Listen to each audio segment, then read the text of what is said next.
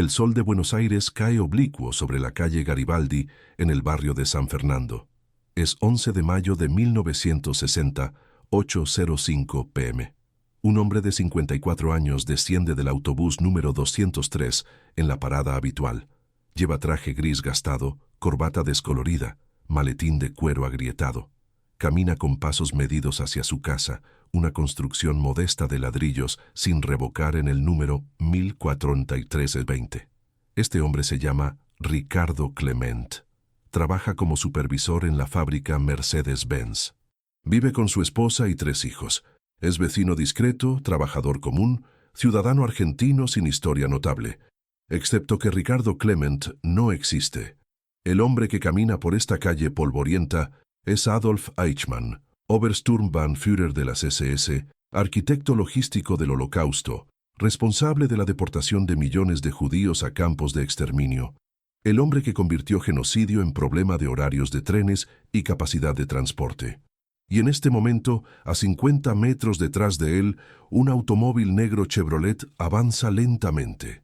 Dentro, 4 hombres vestidos con ropa oscura, guantes de cuero, expresiones concentradas. No llevan armas, órdenes explícitas del Mossad. Captura sin violencia, sin disparos, sin sangre. Tienen que secuestrarlo vivo, llevarlo 11.000 kilómetros a través de océanos y fronteras, presentarlo ante tribunal en Jerusalén. Y tienen exactamente 47 segundos antes de que Eichmann llegue a la puerta de su casa, donde esposa e hijos podrían escuchar gritos, llamar policía, arruinar operación que tomó 15 años planificar. El Chevrolet acelera.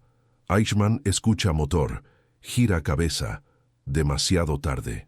Esta es la historia de Operación Garibaldi, de cómo el Mossad rastreó al nazi más buscado del mundo hasta suburbio argentino, de cómo un equipo de 8 agentes, sin entrenamiento militar formal, ejecutó secuestro perfecto en territorio extranjero, de cómo mantuvieron prisionero a Eichmann durante 9 días en casa de seguridad, mientras media Argentina lo buscaba, y de cómo lo sacaron del país drogado, disfrazado como tripulante de avión de El Al, pasando por aeropuerto lleno de policía que buscaba exactamente eso, un secuestro.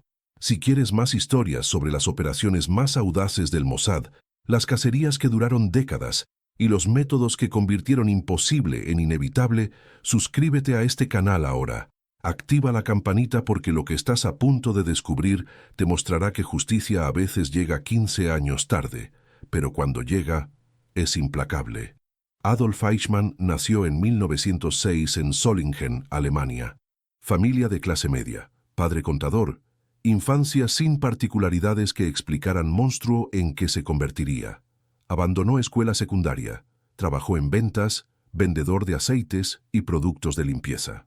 Fracasó. En 1932, con 26 años, se unió al partido nazi. No por ideología profunda inicialmente, sino por oportunidad. Austria, donde vivía entonces, estaba en crisis económica.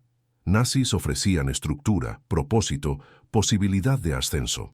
Eichmann era mediocre en casi todo, pero tenía talento específico, organización burocrática. En 1934 se unió a las SS, fue asignado a sección de asuntos judíos. Su trabajo inicial era investigar organizaciones sionistas, aprender sobre judíos. Estudió hebreo, leyó textos sobre sionismo, se convirtió en supuesto experto del régimen sobre la cuestión judía. Pero su verdadero talento emergió cuando política nazi cambió de expulsión a exterminio. En 1941, después de que Conferencia de Wannsee formalizó la solución final, Eichmann fue puesto a cargo de logística de deportaciones. Su trabajo era coordinar trenes que llevarían judíos de toda Europa ocupada a campos de exterminio en Polonia. Auschwitz, Treblinka, Sobibor, Belzec. Eichmann no operaba cámaras de gas, no disparaba personalmente, pero sin él, máquina de muerte nazi habría sido caótica, ineficiente. Él la convirtió en sistema. Coordinaba horarios con ferrocarriles nacionales, negociaba tarifas de transporte, calculaba capacidad de vagones, optimizaba rutas, trataba deportación de seres humanos a su muerte como problema logístico, y era eficiente.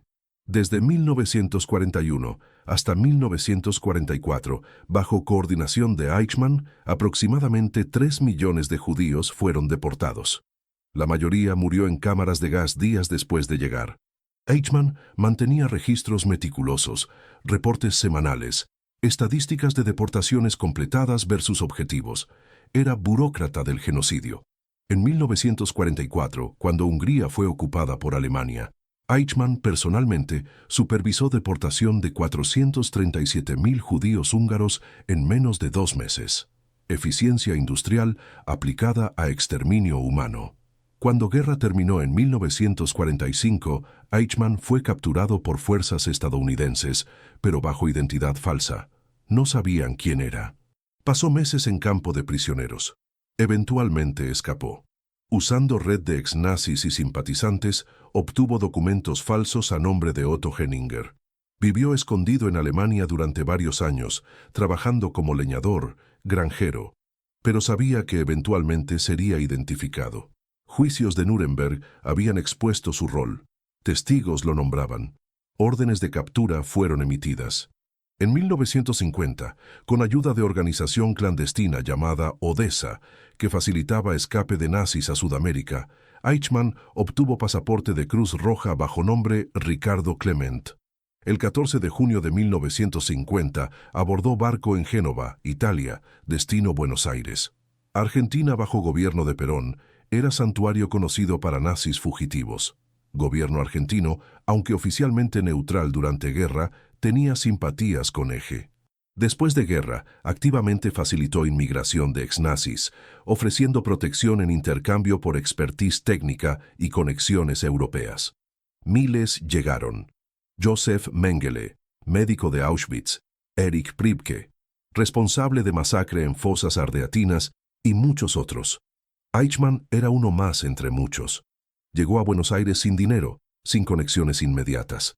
Trabajó en empleos menores, lavaplatos, obrero de construcción. Eventualmente consiguió trabajo en Mercedes-Benz como supervisor en planta de ensamblaje. Vivía modestamente, evitaba comunidad alemana grande en Buenos Aires para no ser reconocido. En 1952, su esposa Vera y 3 hijos llegaron desde Alemania, también bajo identidades falsas. Se reunió familia. Compraron terreno en San Fernando, suburbio al norte de Buenos Aires. Construyeron casa pequeña, vida tranquila, anónima. Eichmann trabajaba, regresaba a casa, leía periódicos alemanes que llegaban con semanas de retraso, escribía memorias justificando sus acciones durante guerra, documentos que creía algún día reivindicarían su rol. Pasaron años, 1952, 1953, 1954, 1955. Eichmann probablemente comenzaba a creer que había escapado, que Mundo lo había olvidado, pero Mundo no olvida genocidio, y especialmente sobrevivientes del Holocausto no olvidan. En 1957, fiscal alemán Fritz Bauer recibió carta anónima. Decía que Adolf Eichmann vivía en Argentina bajo nombre Ricardo Clement, dirección aproximada en Buenos Aires. Bauer era judío alemán, sobreviviente él mismo, obsesionado con llevar nazis a justicia. Pero tenía problema. Si compartía información con autoridades alemanas, muchos funcionarios eran ex-nazis o simpatizantes. Información podría filtrarse. Eichmann sería advertido. Desaparecería nuevamente. Bauer tomó decisión arriesgada. Contactó al Mossad, servicio de inteligencia israelí. Le pasó información. Para Mossad, Eichmann era objetivo máximo. Isser Harel, director del Mossad, había estado buscando nazis desde creación de Israel en 1948.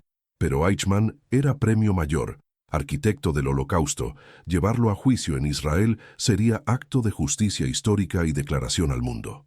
Israel protegerá memoria de 6 millones y perseguirá perpetradores sin límite de tiempo o distancia. Investigación comenzó inmediatamente. Equipo fue enviado a Buenos Aires en 1958. Objetivo: confirmar que Ricardo Clement era realmente Adolf Eichmann. Agente clave fue Zvi Aharoni, interrogador experto, también sobreviviente del Holocausto. Llegó a Buenos Aires como turista. Comenzó vigilancia discreta. Ubicó casa en calle Garibaldi. Era estructura modesta, sin terminar, ladrillos expuestos, techo de chapa. No parecía hogar de exoficial nazi. Aharoni estableció rutina de observación. Fotografió hombre que vivía allí. Ricardo Clement, 50 y tantos años, delgado, calvicie avanzada, lentes. Fotografías fueron enviadas a Israel, analizadas por expertos, comparadas con fotos de Eichmann de años 40. Similitudes eran notables, pero no concluyentes. Hombre había envejecido, perdido peso, apariencia cambiada. Necesitaban confirmación definitiva. Aharoni continuó vigilancia durante semanas. Observó rutina de Clement. Salía de casa 7:15 am, caminaba a parada de autobús, tomaba línea 203 hacia Mercedes-Benz, regresaba aproximadamente 8 p.m. Vida de trabajador ordinario. Pero Aharoni notó algo. En aniversario de muerte de esposa de Hitler, Eva Braun, Clement llegó a casa con flores. Gesto extraño para mecánico argentino, significativo para nazi nostálgico. Más evidencia circunstancial. Aharoni también investigó familia. Hijo mayor, Klaus Eichmann, usaba apellido Eichmann abiertamente, no Clement. Trabajaba en fábrica, tenía novia. Aharoni cultivó contacto con padre de novia, Lothar Hermann, alemán judío, ciego, refugiado que había escapado de Alemania en años 30. Hermann odiaba nazis. Hija había mencionado que novio se llamaba Klaus Eichmann, que padre había sido alguien importante en guerra. Hermann comenzó a sospechar, investigó por su cuenta, eventualmente contactó a autoridades, lo que generó una de las pistas que llegó a Bauer. En marzo de 1960, después de meses de vigilancia, Mossad decidió. Evidencia era suficiente. Ricardo Clement era Adolf Eichmann con 95% de certeza. Decisión fue tomada al más alto nivel. Primer ministro David Ben-Gurion autorizó operación de captura. Isser Harel fue puesto a cargo. Nombre de operación: Garibaldi, por la calle donde Eichmann vivía. Equipo fue ensamblado. No eran comandos militares, eran agentes de inteligencia, mayoría sin entrenamiento en combate. Rafi Eitan, veterano de operaciones encubiertas, líder de equipo de campo. Zvi Aharoni, que ya estaba en Buenos Aires. Peter Malkin, agente joven, ágil, cuya hermana había muerto en Holocausto. Yakov Gat, experto en documentos falsos. Más 4 agentes de apoyo. Total, 8 personas para capturar hombre más buscado por crímenes de guerra. Plan tenía restricciones estrictas. Primero, captura debía ser sin violencia letal. Eichmann tenía que llegar vivo a Israel para juicio. Segundo, operación debía ser limpia, sin dejar rastro que conectara a Israel. Argentina no podía saber que Mossad operaba en su territorio. Tercero, timing era crítico. Fecha objetivo era mediados de mayo porque vuelo especial de El Al, aerolínea israelí, llegaría a Buenos Aires el 19 de mayo, trayendo delegación para celebraciones de 150 aniversario de independencia argentina. Avión regresaría a Israel el 21 de mayo. Ese sería transporte de Eichmann. Tenían ventana de pocos días.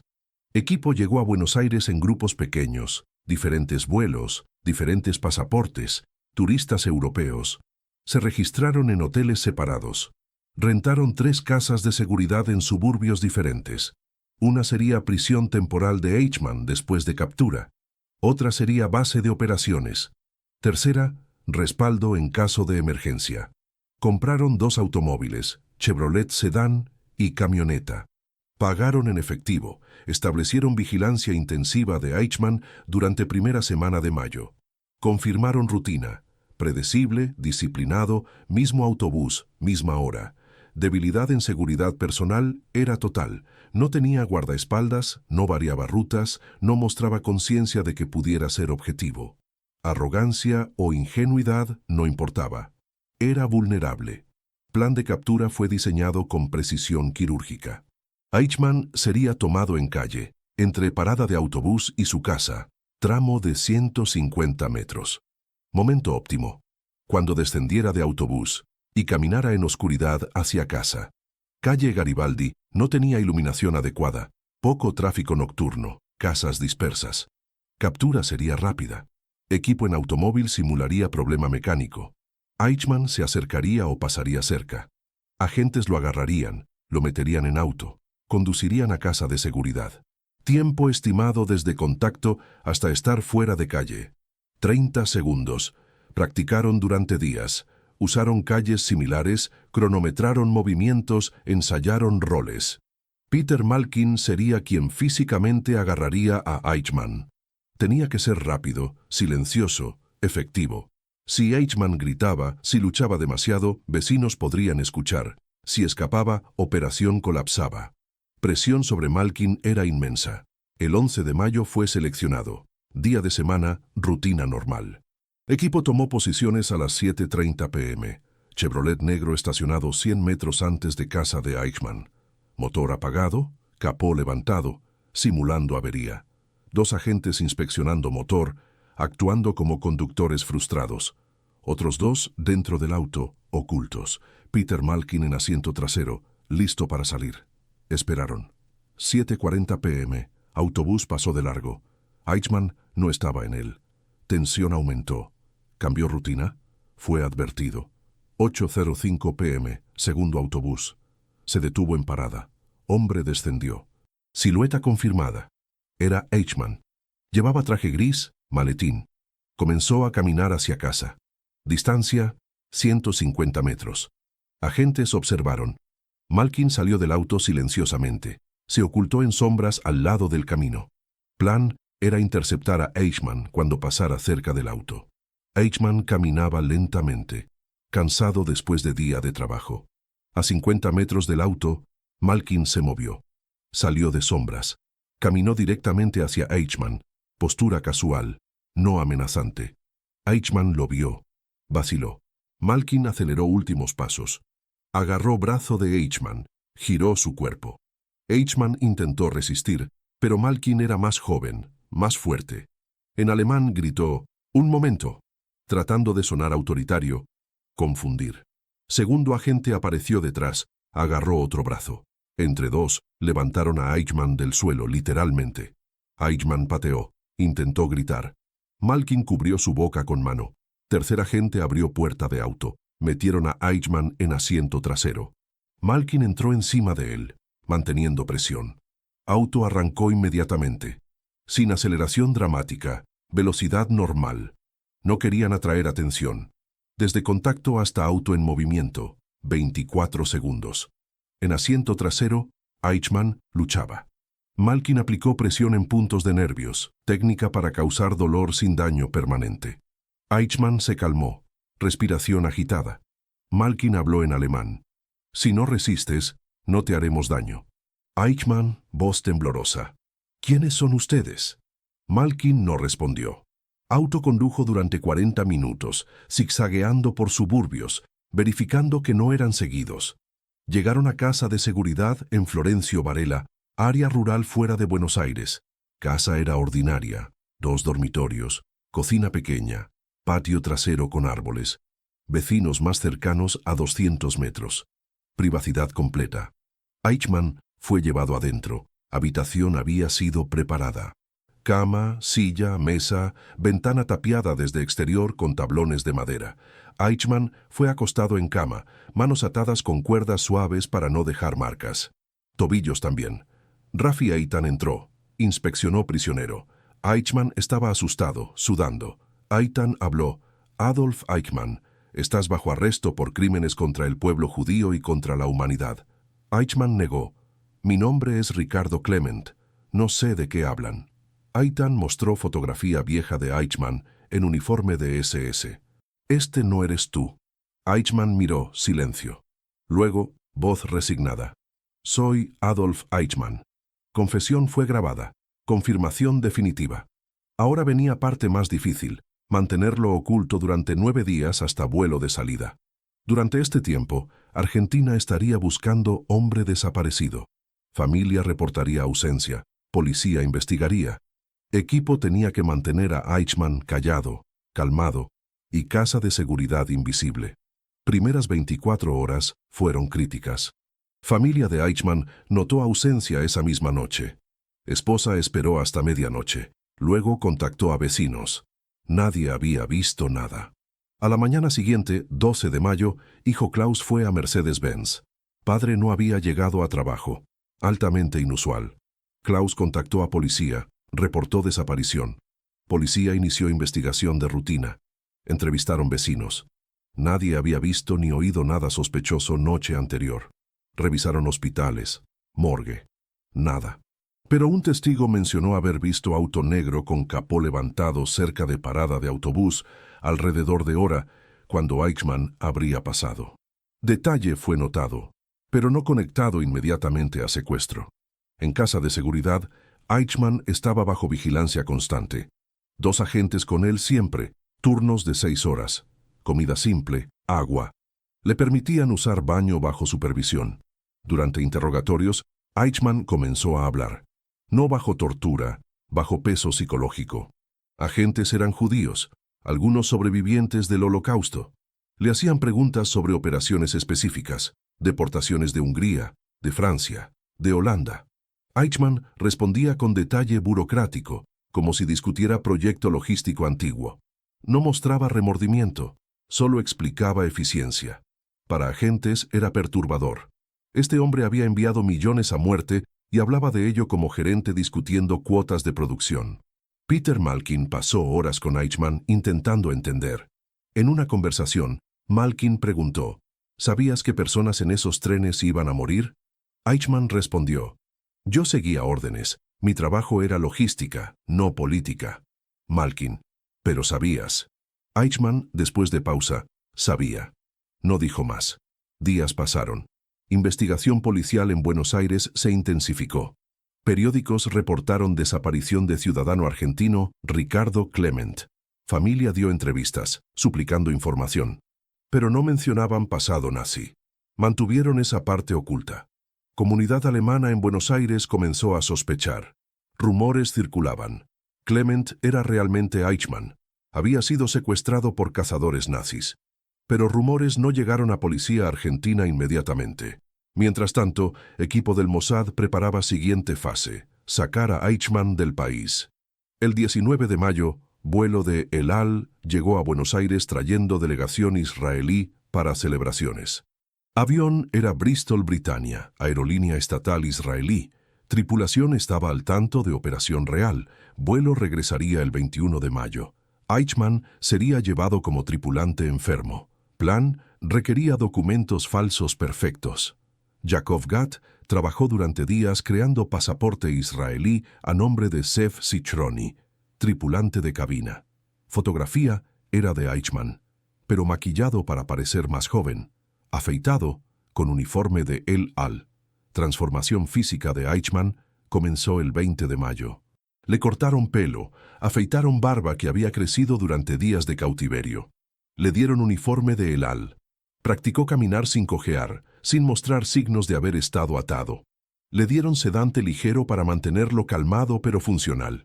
Tendría que caminar por aeropuerto bajo supervisión de agentes que actuarían como compañeros de tripulación ayudando a colega enfermo.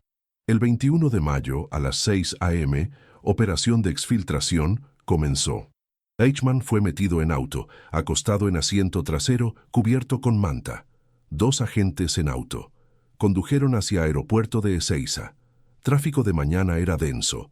Viaje tomó 90 minutos. En aeropuerto, situación era tensa. Policía argentina había incrementado seguridad debido a rumores vagos de actividad de inteligencia extranjera. No sabían específicamente sobre Eichmann, pero estaban alerta. Agentes del Mossad llegaron a entrada de empleados de aerolínea. Presentaron credenciales de El Al. Eichmann estaba entre ellos, caminando con ayuda, actuando como tripulante enfermo. Guardias inspeccionaron documentos, pasaportes, credenciales de aerolínea, todo parecía en orden, pero uno de guardias miró a Eichmann más de cerca. ¿Se siente bien? Agente respondió rápidamente. Intoxicación alimentaria. Necesita regresar a Israel para tratamiento. Guardia asintió, les permitió pasar. Caminaron hacia avión estacionado en plataforma. Distancia era 300 metros. Cada paso sentía interminable. Eichmann caminaba mecánicamente, sedado pero consciente. Llegaron a escalera de avión. Subieron. Dentro, tripulación real esperaba. Eichmann fue llevado a cabina trasera, sección de carga convertida en compartimento oculto. Fue recostado, atado suavemente a camilla. Si alguien inspeccionaba durante vuelo, parecería tripulante enfermo descansando. Pasajeros comenzaron a abordar. Vuelo transportaba delegación que regresaba más pasajeros regulares. Nadie sabía sobre pasajero adicional en compartimento de carga. A las 9:30 am, puertas fueron cerradas. Motores encendieron. Avión comenzó a rodar hacia pista. En este momento, tensión era máxima. Si autoridades argentinas recibían información de último minuto, podían detener vuelo, inspeccionar avión, descubrir a Eichmann. Juego terminaría. Pero avión continuó. Aceleró en pista, despegó.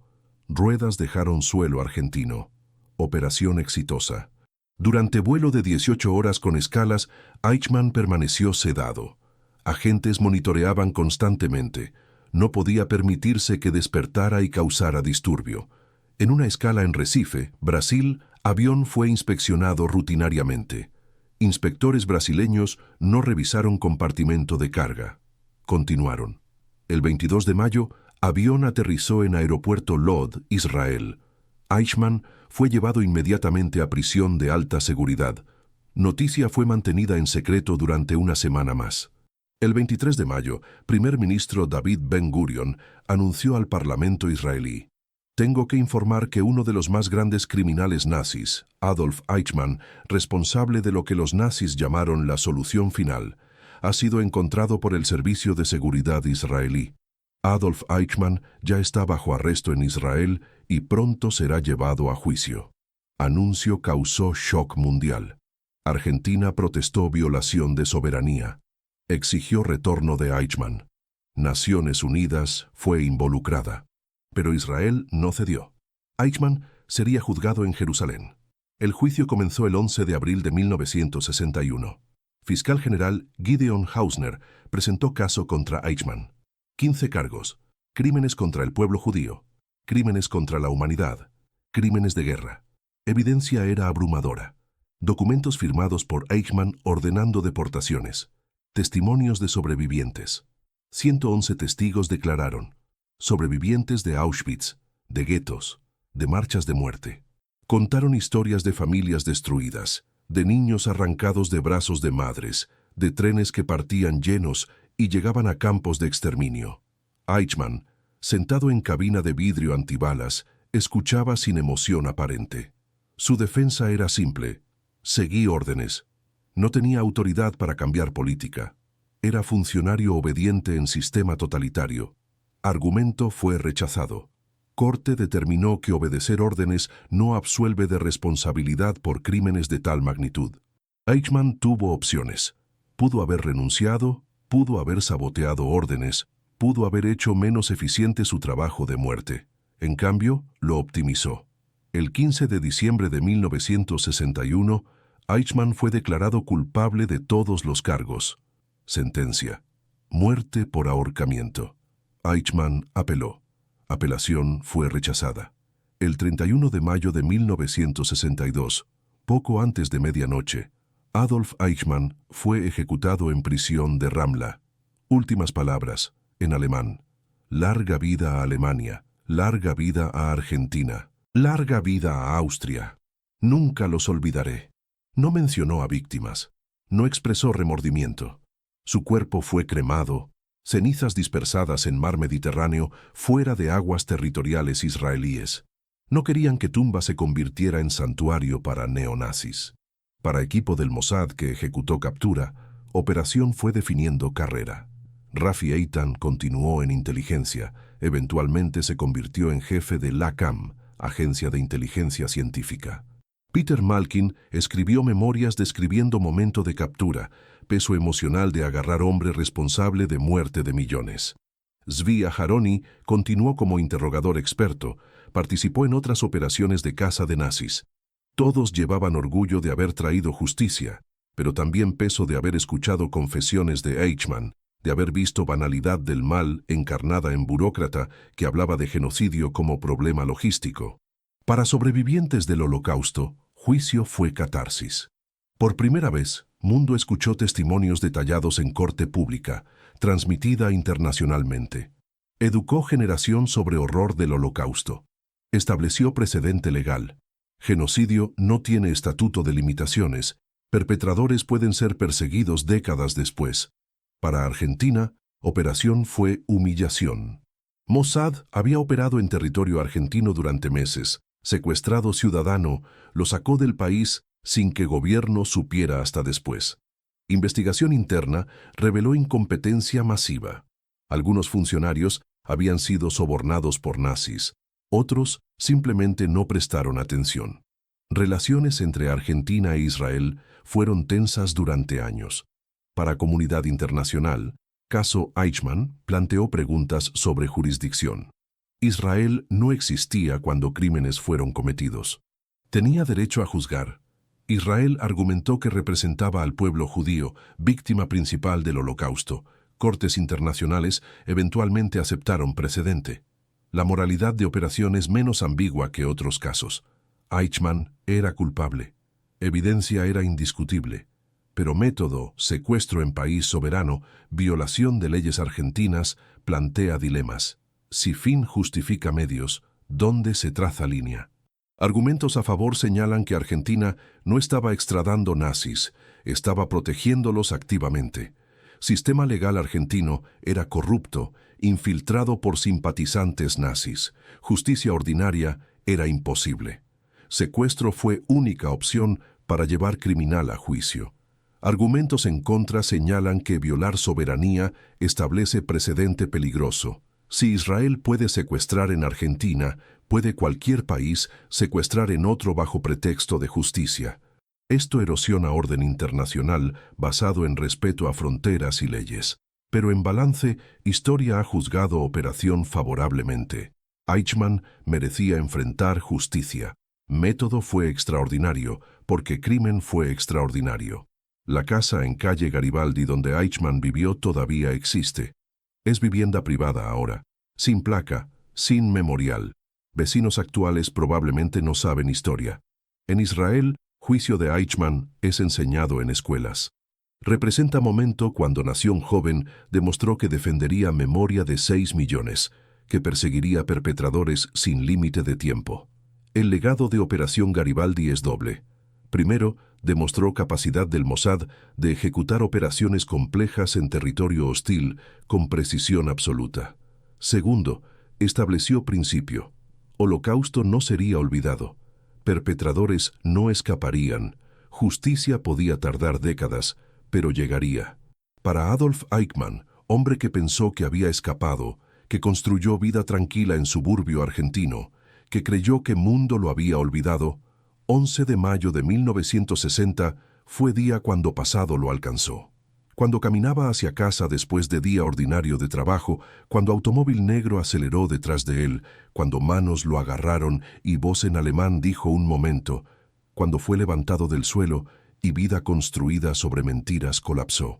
Esta es historia de cómo el Mossad rastreó al arquitecto del Holocausto hasta suburbio de Buenos Aires, de cómo 8 agentes sin disparar un solo tiro secuestraron hombre más buscado del mundo, de cómo lo mantuvieron oculto durante 9 días mientras Argentina lo buscaba y de cómo lo sacaron del país drogado en avión de El Al, pasando por aeropuerto lleno de policía. Porque a veces justicia no llega rápido, pero cuando llega es implacable. Porque a veces cazadores esperan 15 años, rastrean a través de continentes, infiltran países, ejecutan operación perfecta. Y porque Adolf Eichmann descubrió que no hay distancia suficiente, no hay tiempo suficiente, no hay disfraz suficiente para escapar de crímenes contra humanidad. En calle Garibaldi, bajo sol de Buenos Aires, un hombre bajó de autobús pensando que regresaba a casa. En cambio, regresó a historia, a justicia, a consecuencias que había evitado durante 15 años. Y el mundo aprendió que memoria no olvida, que justicia no prescribe y que incluso burócrata del genocidio eventualmente enfrenta tribunal.